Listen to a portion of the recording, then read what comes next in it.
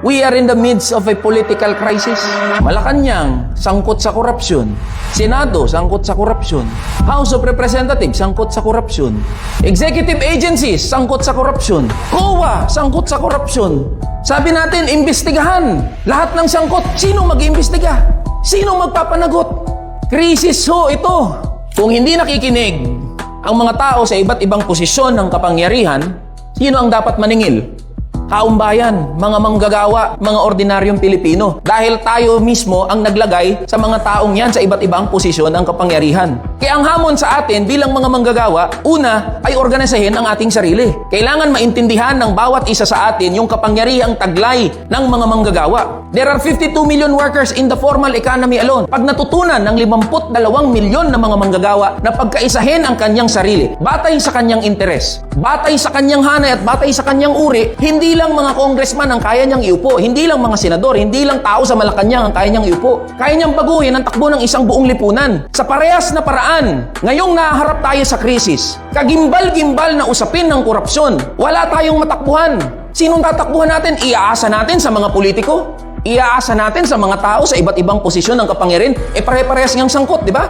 Gagamitin ng mga politiko, oportunista at mga oligarko itong krisis na kinakaharap ng ating bayan ng mga manggagawa at ordinaryong Pilipino para ilagay ang kanilang mga sarili sa pwesto. Hahayaan ba natin yun? Ilalagay natin ang kinabukasan natin sa mga politiko? Ilalagay natin yung kalutasan sa problema ng mga manggagawa sa mga politiko? Ngayong umaharap sa krisis ang ating bayan, ang ating hanay bilang mga manggagawa, ilagay natin ang ating pag-asa sa ating mga sarili din.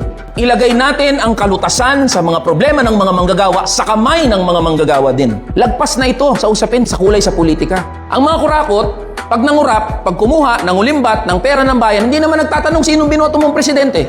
Pag ang baha, tumama, pag nagkaroon ng kalamidad, yung baha ba nagtatanong anong kulay mo? Maka Duterte ka ba? Maka Marcos ka ba? Hindi dapat tayo magkaisa batay sa kulay natin sa politika, kundi dapat magkaisa tayo sa ating interes. At ang ating interes ay sahod, trabaho, karapatan. Ang ating interes ay tapusin na ang korupsyon. May mapanagot. Ang ating interes ay maibigay yung ating mga pinaglalaban ng mga karaingan. Sa gitna po ng krisis na kinakaharap natin, walang ibang responsibilidad, walang ibang dapat gawin ang hanay ng mga manggagawa kundi magkaisa, organisahin ng kanyang sarili, lumaban, tumindig sa kanyang karapatan, hindi para sa interes ng mga politiko, hindi para iupo kung sino man, kundi para iabante ang karapatan nating mga manggagawa, karapatan nating mga ordinaryong Pilipino. Tanging sa pagkakaisa at organisadong pagkilos lang ng mga manggagawa, malulutas ang ating mga problema.